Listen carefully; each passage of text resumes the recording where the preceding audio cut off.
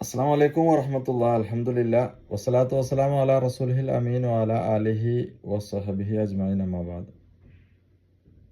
ഇന്ന് 2026 ജനുവരി 4 കാഴ്ചയിൽ സാധാരണ നമ്മൾ കാഴ്ചയിൽ ചെറിയ ചില യാത്രയിലും മറ്റ് ജോലി സ്ഥലത്തൊക്കെയുള്ള അത്ര ഗൗരവപരമല്ലാത്ത തമാശായിട്ടുള്ള ചില കാര്യങ്ങളൊക്കെയാണ് കാഴ്ചയിൽ ഉണ്ടാവാറുള്ളത്.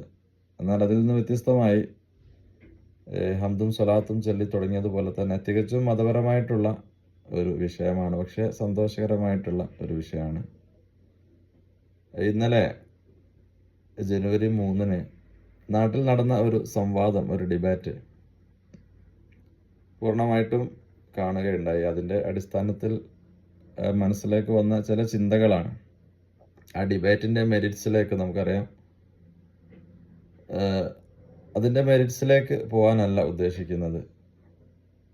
അത് യൂട്യൂബിലൊക്കെ അവൈലബിൾ ആണ്, ആളുകൾ കാണും, പല രീതിയിലും വിലയിരുത്തും. അത് ആ രീതിയിൽ അങ്ങനെ പോട്ടെ. ഞാൻ പറയാൻ ശ്രമിക്കുന്നത്, ഇന്നലെ ചെറുവാടിയിൽ നടന്ന ഒരു സുന്നി മുജാഹിദ്, ദീർഘകാലമായി പണ്ട് മുതലേ നാട്ടിൽ ഒരു അഭിപ്രായ വ്യത്യാസമുള്ള ഒരു വിഷയം, നബിദിനവുമായി ബന്ധപ്പെട്ടിട്ടുള്ള ഒരു വിഷയമാണ്. ആ വിഷയത്തെക്കുറിച്ചോ അല്ലെങ്കിൽ അതിൻ്റെ മെരിറ്റ്സോ ഒന്നുമല്ല പറയുന്നത്, വീണ്ടും ആവർത്തിക്കുകയാണ്. അതിൽ സന്തോഷകരമായ ഒരു കാഴ്ച എന്ന് പറഞ്ഞാൽ, ഇത്തരം ഡിബേറ്റുകളെ കുറിച്ച്, സംവാദങ്ങളെ കുറിച്ച് ഒരു നെറേറ്റീവ് ആളുകൾ ഉണ്ടാക്കി വെച്ചിട്ടുണ്ട്, അല്ലെങ്കിൽ ഉണ്ടായിട്ടുണ്ട്. അതിന് കാരണമുണ്ട്. അങ്ങോട്ടും ഇങ്ങോട്ടും പലപ്പോഴും മധ്യസ്ഥന്മാർ ഉൾപ്പെടെ, അതായത് സംവാദത്തിലുള്ള മധ്യസ്ഥൻ, ഒരു മോഡറേറ്റർ ഉണ്ടാവുമല്ലോ, അവരുൾപ്പെടെ ഒരു പക്ഷം ചേരുകയും ഒച്ചയും ബഹളവും ഒക്കെ ആയിട്ട് പലപ്പോഴും മുമ്പ് പലതും ഒക്കെ നടന്നിട്ടുണ്ട്. അതുകൊണ്ടായിരിക്കും ആളുകളുടെ മനസ്സിൽ സംവാദം എന്നൊക്കെ പറയുമ്പോൾ അത് അങ്ങോട്ടും ഇങ്ങോട്ടും ചീത്ത പറയുന്നത്.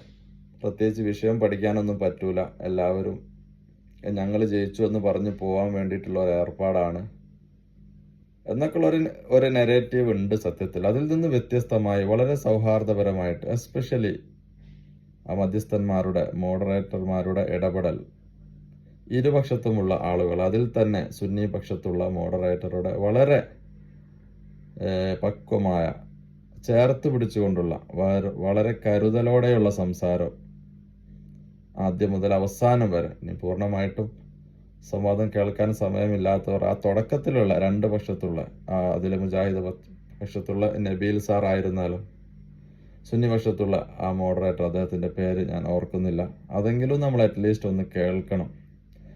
തികച്ചും ആത്മാർത്ഥമായിട്ട് വിഷയം, ഇത്തരം സംവാദങ്ങൾ, ദൈക്ഷണിക വൈജ്ഞാനിക സംവാദങ്ങൾ ഇനിയും തുടർന്ന് നടക്കണം എന്നുള്ള ആഗ്രഹം, ആത്മാർത്ഥമായ ആഗ്രഹത്താൽ തന്നെയാണ് ഇരുവരും അതിൽ ഇടപെട്ടിട്ടുള്ളത്.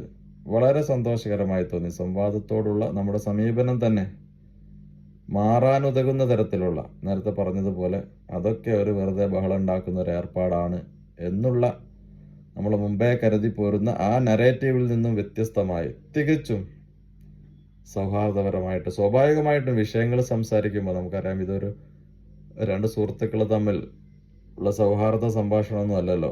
രണ്ട് വിഷയങ്ങൾ ഒരു വേദിയിൽ സംവാദം മാറ്റുരക്കുമ്പോൾ അതിൽ സംസാരത്തിൽ ചില ഏറ്റക്കുറച്ചിലുകളൊക്കെ ഉണ്ടാവും. അതിൽ കൂടി കുറച്ചുകൂടി തികച്ചും വൈജ്ഞാനികത കീപ്പ് ചെയ്യണം. ഒരല്പം കൂടി ഈ മോഡറേറ്റർമാർ കാണിച്ചതുപോലെയുള്ള വളരെയുള്ള സൗഹാർദ്ദം കുറച്ചുകൂടി കാണിക്കണമെന്ന് തന്നെയാണ് വ്യക്തിപരമായിട്ട് എൻ്റെ അഭിപ്രായം. എങ്കിൽ കൂടി അത് നമ്മൾ ഉൾക്കൊള്ളാം. കാരണം ഒരു സംവാദത്തിൽ വിഷയം സംസാരിക്കുമ്പോൾ അപ്പ് ആൻഡ് ഡൗൺ കുറച്ചുണ്ടാവും. എന്നാൽ പോലും മുൻകാലങ്ങളിലുള്ളതിൽ നിന്നൊക്കെ വ്യത്യസ്തമായി പുതിയൊരു സംവാദ സംസ്കാരം ഉണ്ടാവട്ടെ എന്ന് ആഗ്രഹിക്കുകയാണ്. നേരത്തെ പറഞ്ഞതുപോലെ ആ സംവാദത്തിൻ്റെ മെരിറ്റ്സിലേക്ക് പോകുന്നില്ല. അതിൻ്റെ ലിങ്കൊക്കെ അവൈലബിൾ ആണ്. ഈ ഒരു വീഡിയോയുടെ ഫസ്റ്റ് കമൻറ്റിലും അതിൻ്റെ ലിങ്ക് ഷെയർ ചെയ്യാം. ആവശ്യമുള്ള ആളുകൾക്കൊക്കെ കാണാം. അതിനെ പല രീതിയിലൊക്കെ വിലയിരുത്താം. അത് മറ്റൊരു സബ്ജക്റ്റാണ്. ഏതായിരുന്നാലും ഞാൻ പറയാൻ ഉദ്ദേശിച്ച കാര്യം ഇതാണ്. ഓക്കെ, അസ്സലാമു അലൈക്കും വറഹ്മത്തുള്ളാഹി.